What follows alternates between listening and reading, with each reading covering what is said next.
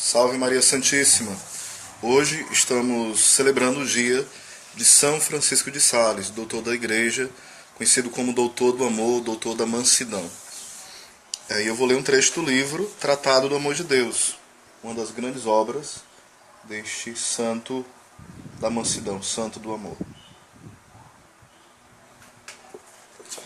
E a parte que eu vou ler é o capítulo 2, é o tratado que fala sobre a oração e a meditação. A meditação, o primeiro grau da oração ou teologia mística. A palavra meditação é muito usada nas Sagradas Escrituras e não quer dizer outra coisa mais que um pensamento fixo e atento, capaz de produzir afetos bons ou maus. No primeiro salmo, o homem chama-se bem-aventurado, porque a sua vontade está posta na lei do Senhor, e na sua lei meditará dia e de noite. Mas no segundo salmo se diz o seguinte: por que razão se embraveceram as nações, e os povos meditaram coisas vãs? A meditação, pois, pode tender para o bem ou para o mal. Mas como na Sagrada Escritura é ordinariamente empregada para exprimir a atenção que prestamos às coisas divinas, para nos exercitarmos e nos excitarmos a amá-las. Quando falamos em meditação, entendemos a meditação que é santa e início da teologia mística. Toda meditação é pensamento, mas nem todo pensamento é meditação. Muitas vezes temos pensamentos a que o espírito se prende por simples passatempo, sem qualquer intenção ou pretensão, à semelhança das moscas que voam por aqui e por ali, sobre as flores, sem delas tirarem coisa alguma. Esta espécie de pensamento, por atento que seja, não pode ter o nome de meditação, mas deve chamar-se simplesmente pensamento. Algumas vezes, pensamos atentamente numa coisa para saber as suas causas, os seus efeitos, as suas qualidades. Este pensamento chama-se estudo, e nele o espírito faz como os besouros que esvoaçam de forma indistinta sobre as flores e as folhas, para as comerem e delas se nutrirem. Quando, porém, pensamos nas coisas divinas, não para as aprender, mas para lhes dar o nosso afeto, chama-se a isto meditar. E a este exercício, a meditação, o nosso espírito aplica-se aqui, não como mosca que se diverte, ou besouro que procura comer e encher-se, mas como abelha que pousa aqui e ali sobre as flores dos santos mistérios, para deles extrair o mel do divino amor.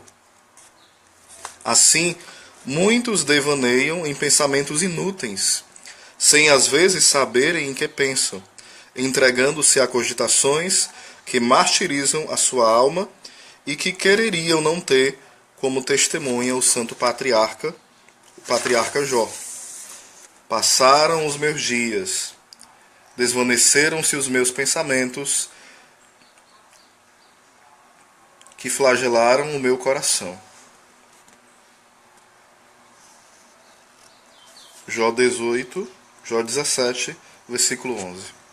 Muitos entregaram-se ao estudo, e nesta ocupação laboriosa enche-se de vaidade, não podendo resistir ao veemente desejo de saber. Mas poucos são os que meditam para aquecer o coração no santo amor de Deus. Numa palavra, o pensamento e o estudo incidem sobre qualquer espécie de assunto, mas a meditação só se refere aos objetos cuja consideração nos pode tornar bons e devotos, de sorte que a meditação não é outra coisa, mais que um pensamento atento, reiterado ou conservado voluntariamente no espírito, a fim de excitar a vontade, afetos e resoluções santas e salutares. A Sagrada Bíblia explica admiravelmente Em que consiste a meditação? Com uma excelente comparação. Ezequias descreve num cântico a atenção que presta às suas dores, dizendo: clamarei como um filhinho da andorinha, gemerei como a pomba. De fato, os filhinhos das andorinhas abrem desmedidamente o bico, quando chiureiam, e as pombas, ao contrário, conservam o bico fechado, candeceando a voz na garganta e peito, tanto para exprimir a alegria como a tristeza. Ezequias, pois, para mostrar que no meio das suas mágoas fazias muitas orações vocais, ele diz: clamarei como o filhinho da andorinha, isto é, abrindo a boca para soltar diante de Deus muitas vozes plangentes. Por outro lado, querendo atestar que empregava santa oração mental, ele continua dizendo: gemerei como a pomba, volvendo e revolvendo os meus pensamentos dentro do coração, para bendizer e louvar a soberana misericórdia do meu Deus, que me tirou às portas da morte, tendo compaixão das minhas misérias. Assim diz Isaías: rugiremos como ursos, e meditando gemeremos como pombas. O rugido dos ursos refere-se às exclamações e aos brados que se empregam na oração vocal, e os gemidos das pombas, a santa meditação. E para que se saiba que as pombas não fazem o seu arrulhe só nas ocasiões tristes, mas também nas alegres, o esposo sagrado, descrevendo a primavera natural para exprimir as graças da primavera espiritual, diz: ouve-se na nossa terra a voz da rola, porque na primavera é que a rola começa a apaixonar-se do amor, como manifesta nos seus frequentes arrulhes. E logo depois ele diz: pomba minha, mostra-me a tua face, soe a tua voz dentro dos meus ouvidos, porque a tua voz é doce e graciosa a tua face. Quer dizer que a alma devota lhe é muito grata, quando se apresenta diante dele e medita para se animar ao santo amor espiritual, como fazem as pombas para se exercitarem aos seus amores naturais e para excitarem esses amores.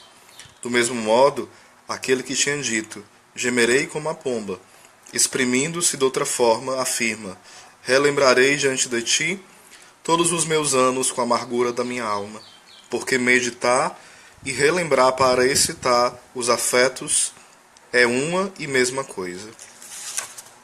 Moisés, advertindo o povo que relembrasse os favores recebidos de Deus, acrescenta: para que guardes os mandamentos do Senhor teu Deus, e andes nos seus caminhos, e o temas. E Javé dá também este mesmo preceito a Josué: não se aparte da tua boca o livro desta lei, mas meditarás nela dia e noite, para observares e cumprires tudo o que nele está escrito. O que numa das passagens é expresso pela palavra meditar, é na outra enunciada pela de relembrar. E para mostrar que o pensamento refletido e a meditação tendem a mover-se aos afetos, resoluções e ações, se diz numa e noutra passagem que é necessário relembrar e meditar a lei para a observar e praticar. Neste sentido, o apóstolo exorta-nos desta forma: meditai atentamente naquele que sofreu tal contradição, da parte dos pecadores, contra a sua pessoa, para que não desfaleçais, faltando-vos a coragem. E por que é ele que meditemos na sagrada paixão? Não para nos tornarmos sábios, mas para sermos pacientes e corajosos no caminho do céu. Será que é por isso? Ou para nos tornarmos sábios? Ó Senhor, como tenho amado a vossa lei! Diz Davi: ela é a minha meditação todo dia. Medita na lei porque a ama, e a ama porque a medita. A meditação não é mais que o ruminar místico, necessário para tirar as impurezas, a qual nos convida uma das devotas pastoras. que seguiam a sagrada sulamita. Afirmava ela que a santa doutrina é como um vinho precioso, digno não só de ser bebido por pastores e doutores, mas de ser cuidadosamente saboreado e, por assim dizer, mastigado e ruminado. A tua garganta, diz ela, é como o melhor vinho, digno de ser bebido pelo meu amado, e saboreado entre os seus lábios e os seus dentes. Do mesmo modo, o bem-aventurado Isaque, como um cordeiro limpo e puro, saía à tarde para os campos para exercitar o seu espírito com Deus, isto é, para orar e para meditar. A abelha, na primavera, vai voejando de flor em flor, não ao acaso, mas de propósito, não somente para se recriar como o aprazível matiz da paisagem, mas para procurar o mel. E o tendo achado, suga-o e dele se carrega. Em seguida, leva-o à colmeia, o dispõe de forma artística, separando dele a cera e fazendo com esta o favo, na qual conserva o mel para o inverno seguinte. Tal é a alma devota na meditação. Ela vai de mistério em mistério, não de passagem, nem mesmo só para se consolar com a admirável beleza dessas divinas verdades, mas com o intuito de encontrar motivos de amor e afetos, e tendo-os encontrado, os atrai a si, os saboreia, e deles se carrega, e resumindo-os e dispondo-os dentro do coração, põe de parte o que se vê mais apropriado ao seu adiantamento, fazendo resoluções convenientes para o tempo da tentação.